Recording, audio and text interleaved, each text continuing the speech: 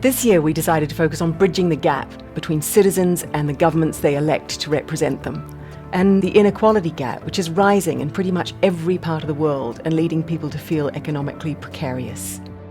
And finally, there's a gap between what governments need to deliver to their citizens in healthcare and education and pensions, and what governments feel they can deliver with austerity and shrinking budgets and shrinking capacity. So that's our challenge this year. It's those big gaps and how we can actually bridge them.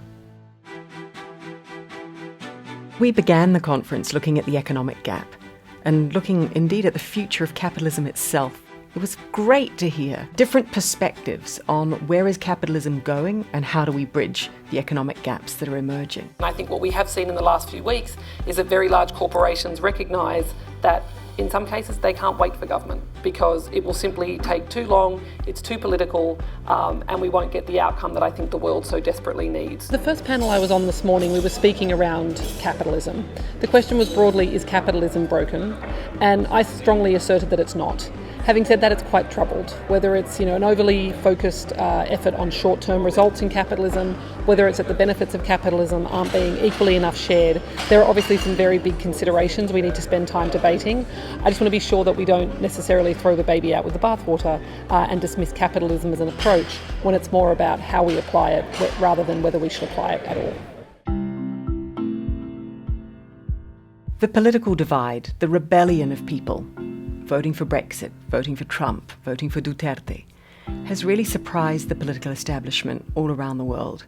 And in looking at this problem, we did zoom in on the United States. Ali Hochschild gave us a fantastic account of why the people who support Trump are supporting President Trump, of what it is in their life experience of the last decade that's left them feeling left behind.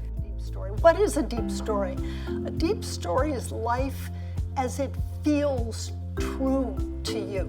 You take facts out of the deep story. You take moral judgments out of the deep story, and it's what's left is how you feel positioned in the world. I am cautiously optimistic about the future. It's an extremely exciting moment in politics because it's been so full of surprises. And I believe that it's a moment of political openness, and in a moment of openness, good things can come out of that as well as bad things.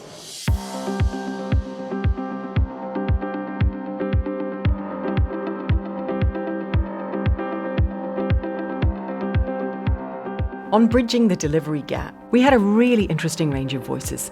From India, a voice from the activists who are trying to get government to deliver better by inviting citizens to report on what governments are doing. There is an issue of trust, of accountability, of participation, of engagement, of kind of a system that not just delivers, it's not just the what of it, it's the how of it as well. And how do you actually do the plumbing right such that everybody feels like they're part of it and nobody feels left out? But I think these forums just help you clarify your own thinking and learn from other people's work and thoughts and experiences.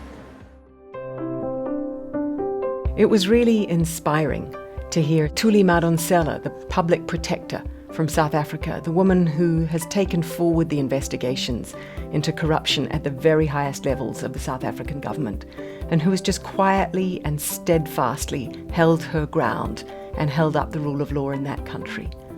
That was inspiration for people at the conference on how individuals can make a real difference.